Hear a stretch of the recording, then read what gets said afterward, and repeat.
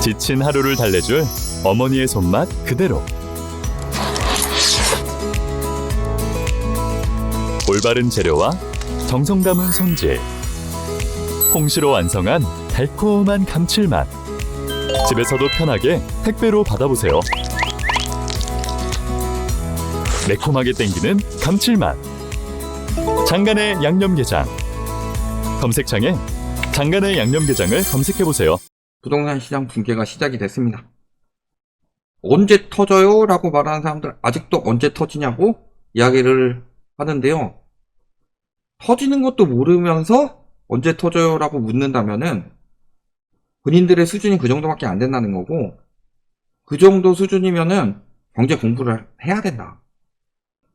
지금 터지고 있는데 보면은 분양가보다 싸도 무관심, 아파트 매물 쌓인다. 자, 분양가보다 싸도 무관심, 마피 떴다라고 하면은 아이 지방이나 마피지, 서울은 잘 돼. 자, 서울 강북구의 대규모 역세권 아파트는 10억 5천에서 옵션을 빼고 분양가가 10억 5천이죠. 옵션 들어간 가격 아니죠. 옵션을 뺀 분양가 호가는 9억 7천만 원이다. 10억 5천 빼기 9억 7천은 최고 7천만 원이 더 싼 마피.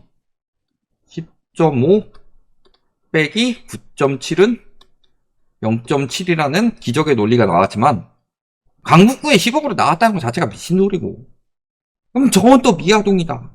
선도 50아파트도 바뀌고 있습니다.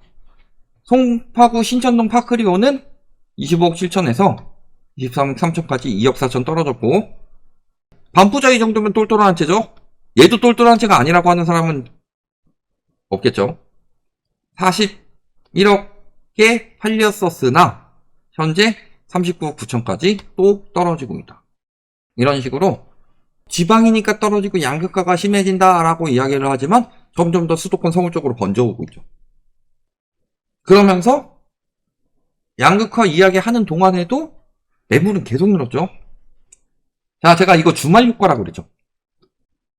그래서 월요일은 일요일 매물이 집계가 되기 때문에 얘는 실질적으로 12월 1일 매물이고 얘는 월요일 매물이죠. 이게 화요일 매물인데 주말 끝나니까 빠졌던 3천건 바로 등록되고 또 화요일에 또 등록되니까 매매 9만 건 돌파, 전세 3만 3천 건 돌파, 월세 2만 건 돌파. 역대 최대 매물수를 기록을 했죠. 그러면서 매물이 엄청 빠르게 늘어나고 있습니다. 수요 공급의 논리라는 이야기를 하는데 요즘에 공급 부족 이야기하는 인간들은 왜 매물 이야기는 단 한 번도 하지 않아요? 수요 공급의 논리이고 매물은 공급이죠. 아, 신축 선호도가 높아서 신축 공급만 공급이다. 개소리 집어치우고요. 매물 공급이 왜 중요하냐면요, 팔아야지 뭘 할 거 아니에요. 그 사람들이 팔아야지 수익이 날 거고, 팔아야지 손절이 되든 팔아야지 수익이 나든 뭐가 될 거 아니냐. 근데 매물이 이렇게 늘어났다는 거, 심리가 작살이 났다는 소리죠. 심리를 봅시다. 자, 매매 수급 동향은 드디어 100 밑으로 떨어졌습니다. 떨어진 지 한 두어 주 정도 됐죠. 부동산 원 같은 경우 지금 최대한 보수적으로 안 떨어진다고 반영하려고 하는데도 이런 상황이죠. 그 다음에 매수 우위 지수는 100 위로 올라가질 못하고 있었고, 계속 거래량이 반토막이 났는데 어떻게 매수 우위 지수가 높을 수가 있어요. KB가 그래서 오히려 좀 더 정확하게 보고 있는 거라니까요. 그래서 가장 많이 올라갔을 때가 8월 70.54였는데 지금 한 3달 만에 반토막 났다. 그리고 계속 떨어지고 있는 거고, 심리는 계속 떨어지고 있고, 그 다음에 전망지수, 2, 3개월 뒤엔 지가 모르겠지, 이런 것들을 전망지수라고 하죠. 전망지수도 100m로 떨어진다. 결국에 그런 이야기를 하죠. 수요 공급의 논리다. 신축 공급이 부족하다. 매물 공급이 많잖아요. 수요 공급의 논리다. 특히 서울이나 수도권은 들어오고 싶은 사람들이 많아서, 사고 싶은 사람들이 많아서 집값은 계속 오를 것이다. 사고 싶은 사람들이 줄었잖아요. 살 수 있는 사람들도 줄었고. 이제 무슨 얘기들 하시려고. 결국에는 대출 막으니까 끝나는 거예요. 근데 대출 막으니까 끝나는 것 뿐만이 아니라 지금 소득이 망해가고 있어요. 소득 망하고 대출 망하면은 부동산은 당연히 망하는 거예요. 그러니까 딱 지금 소득이 안 되는데 대출로만 살렸던 거였고, 대출로만 살렸던 것이 지금 삐걱대고 있죠. 여태까지 DSR 계속 강화하면서 DSR 적용되는 부분들을 완화하고 있었고, 그것이 대부분 정책대출이랑 전세대출 쪽에 쏠려 있었고, 대부분 거의 한 대출의 한 4분의 3 정도가 DSR이 적용이 안 됐던 거였고, 그러니까 DSR 강화해봤자 무슨 의미가 있냐. 그러니까 그걸로 버텨왔던 건데 그걸 막으니까 심리가 뚝뚝 떨어지고 있죠. 그럼에도 불구하고 집값은 안 떨어진다, 아니다, 뭐 이런 식으로 이야기를 하죠. 특히 최근에 자꾸 그런 심리를 정부에서 불어 넣어주려고 그래요. 돈을 풀려고 했는데 지금 예산안이 잘 안 풀리고 있다고 그랬죠. 계엄 선포 이유 중에 하나 그거 있다고 그랬죠. 지금 우리나라 경제는요, 거품 위에 붕 떠 있는 경제예요. 그러니까 높이는 있어요. 자산 가치가 높아요. 근데 거품 위에 떠 있으면 무슨 일이 벌어지냐? 한 걸음만 내딛어도 발이 쑥 빠진다. 움직여야지 뭔가 더 발전이 있고 그런데 움직이려고 하니까 발이 쑥쑥 빠져서 움직이지 못하는 상황이 됐다. 그러니까 밑에서 계속 거품만 만들어내고 있는 거예요. 거품이 아니라 진짜 수면이 더 올라와야 되는 건데 물은 계속 말라가고 있는데 거기다가 계속 이제 거품만 불어넣고 있는 거예요. 그러니까 경제가 이 모양 이 꼴이 됐죠. 거품을 불어넣어야 되는데 그러려면 계속 그냥 정부에서 돈을 풀어줘야 되죠. 근데 국가부채 늘어나면 신용도 떨어지니까 국가부채 관리한다고 공공기금에서 많이 꺼내다 썼죠. 그래서 공공기관 부채가 엄청 늘어났어요. 그런 식으로 열심히 지켜왔던 신뢰도를 계엄령 한 번으로 말아먹었죠. 국가 신용도가 떨어질 가능성도 생각이 되고 있습니다. 그러니까 돈을 못 풀면은 기존 거라도 더 쪼이지 않게 유지하도록 만들어야 되죠. 그래서 내년에 전세대출에는 DSR을 적용하지 않는다. 그 이유는 실물 경기 위기 상황에서 은행 대출까지 쪼이면 회복세를 보이던 내수마저 쪼그라들 수 있다는 판단. 아니, 전세 대출 때문에 전세가가 폭등을 했고, 그래서 전세 대출을 많이 받아서 전세를 들어가느라고 내수 경제가 이 모양 이 꼴이 된 거죠. 내수 경제 이 모양 이 꼴 된 이유는 어렵지 않아요. 첫 번째, 임대 사는 사람들이 전세라도 살았으면은 마음 편하게 돈 모을 수 있는데 전세마저도 전세자금 대출로 거품 만들어내가지고 대출을 안 받으면은 비슷한 수준의 전세를 못 들어가게 만들었고, 그러니까 전세 살던 사람들마저 은행에 월세를 내니까 내수 시장에 쓸 돈이 없는 거예요. 아, 그래서 임대에서 벗어나기 위해서 집을 샀어요.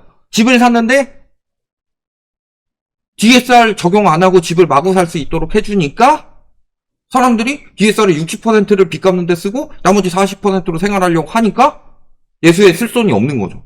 그래서 자꾸 내수가 무너지고 있는데 DSR 40%만 돼도 소비를 어느 정도 하고 살 수 있습니다. DSR 40%를 넘는 대출이 많다는 소리예요.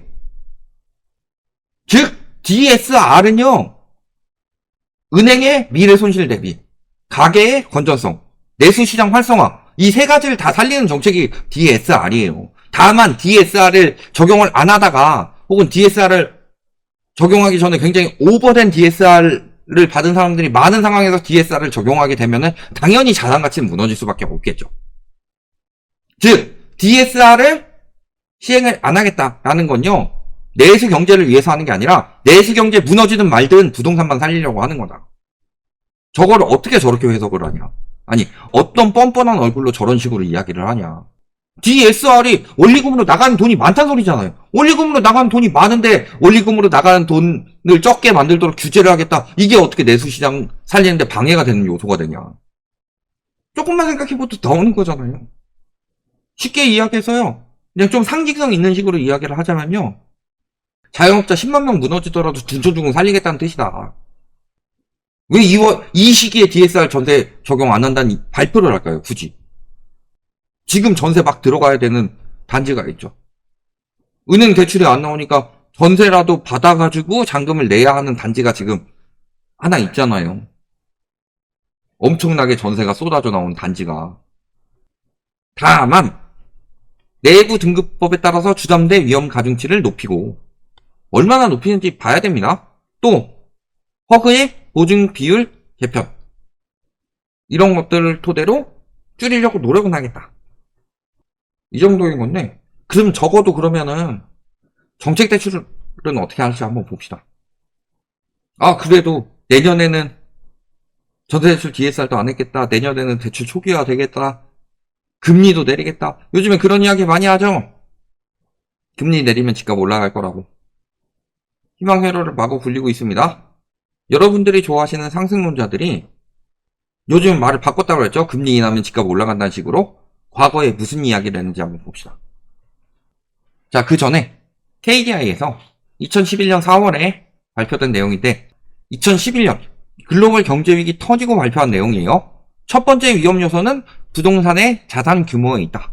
미국 가계의 보유자산 부동산 규모는 최고치에 달았을 때 2위 보유자산이었던 연기금 적립금에 큰 차로 따돌리고 1위를 차지했다. 부동산 위기가 금융위기로 번지는 이유는 부동산 자산 비중이 높기 때문이다. 우리나라 부동산 자산 비중 80%입니다. 미국은 잽도 안 돼요. 두 번째 위험 요소는 더 심각하다. 부동산 투자가 부채를 크게 불리면서 주담대가 급증했고 말할 것도 없이요. 우리나라 대부분의 외국은 2008년 글로벌 금융위기 터지고 그때보다 최소 10에서 20% 정도 GDP 대비 가계부채가 떨어졌는데 우리나라는 2배 됐습니다. 개편해서 낮춘 거지. 그래서 부채 레버리지가 크면은 부동산 거품 붕괴가 금융위기로 이어지게 된다. 세 번째, 부동산이 비효율적인 자산이다. 제가 자주 이야기하는 부분이죠. 주식은 일부 처분할 수 있지만 집은 부엌만 따로 떼서 팔고 뭐 한 평만 떼서 팔고 화장실만 따로 팔고 베란다만 팔고 이런 거 안 되죠. 그 다음에 주택 가격이 갚아야 할 대출금 금액보다 낮은 역자산 상황. 보통 이렇게 되면 위험하지만 부동산의 경우는 역자산 상황이 아님에도 불구하고 집 가진 거지. 즉 하우스푸어가 될 수 있다는 소리죠. 그리고 해지할 수정도 마땅치 않다. 그래서 이때 발표한 보고서를 읽어보면요. 부동산은 명백한 위험자산이라고 이야기를 합니다. KDI에서 2011년에 부동산은 위험자산이라고 이야기를 했어요. 우리나라 무슨 전문가란 작자들 와가지고 뭐 그냥 투자 조금 해가지고 갭투기 조금 해봤는데 운 좋게 집값 올라가던 시기 타가지고 아 내가 맞아 그래서 집값은 무조건 오르고 이런 사람들이 와가지고 안전자산이라고 말하고 짓거리고 있는 거다. KDI에서 글로벌 금융위기 이후 부동산은 위험자산이라고 못을 박았다. 그리고 IMF 리먼 사태 때 집값 어떻게 움직였냐. 코로나 때 나온 기사입니다. IMF 때 집값 폭락했고 글로벌 금융위기 때도 강남권 중심으로 폭락했다. 그리고 역전세난이 쏟아졌다. 이때 기준금리를 내렸지만 부동산 침체를 막지 못했다. 증시 역시 마찬가지고. 다 그때 나온 이야기들이요. 이런 것들 예시로 들어가면서 금리 올려도 집값 안 떨어진다. 근데 금리 올렸을 때 집값 떨어졌죠. 왜 떨어졌어요? 첫 번째는 DSR 적용. 어쨌든 21년부터 금리 올리면서 DSR 적용이 됐죠. 그 다음에 금리의 급격한 상승. 또 세 번째는 경기 침체 때문이에요. 우리나라는 코로나 이후부터 지금까지 계속 경제 위기예요. 글로벌 금융위기 때도 멀쩡하던 대기업들이 지금 위기설이 나오고 있다니까요. 근데 이때 뭐라 그래요? 사상 초유의 제로금리가 나왔다. 그래서 주담대 이자 부담이 크게 낮아졌기 때문에 집값이 떨어지려면 무슨 일이 있어야 된다? 기업 구조조정이나 혹은 자영업자 도산 등 뚜렷한 소득 감소가 있지 않는 한 부동산 폭락은 나타나기 어렵다. 근데 지금은요, 사상 초유의 제로금리 끝나고 주담대 이자 부담이 그때 대비로 매우 높아진 상황에서 기업 구조조정, 특히 중소기업은 이미 오래됐고 올해는 대기업 구조조정까지 나오고 있다. 여기에 자영업자 도산은 이미 몇 년째 진행되고 있다. 이런 뚜렷한 소득 감소가 있다. 이건 경제 위기죠. 그러면 부동산 폭락이 나타나기 어렵다는 분석이 아니라 부동산이 폭락한다는 분석이 나와야 되죠. 경제가 이 모양이 되지 않으면 집값 안 떨어진다. 제가 그때 말씀을 드렸던 건 뭐예요? 경제가 그 모양 되기 전에 집값을 떨어뜨리는 게 맞다. 거품을 잡는 게 맞고. 근데 저 모양 되도록 만들었죠. 이 상황에서 무슨 슈퍼사이클이요? 이 상황에서 무슨 바닥 짚고 다시 상승이냐? 거래량이 반토막 난 상황인데 지금 반토막 난 거 이야기하는 거 아닙니다. 최근 3년간 평양 거래량의 전국 아파트 거래량이 반토막이 났어요. 수요가 없는데 무슨 상승이냐. 맨날 공급 이야기는 하지만. 이런 것들 보시면요. 부동산 시장 미래는 답이 다 나왔어요. 경제 위기 터졌고 부동산 시장 무너진다. 금리 인하, 경제 위기 터졌기 때문에 금리 인하라는 건데 금리 인하 때문에 집값 올라간다는 소리는 무슨 정신 나간 소리냐. 여기까지 말씀드리겠습니다.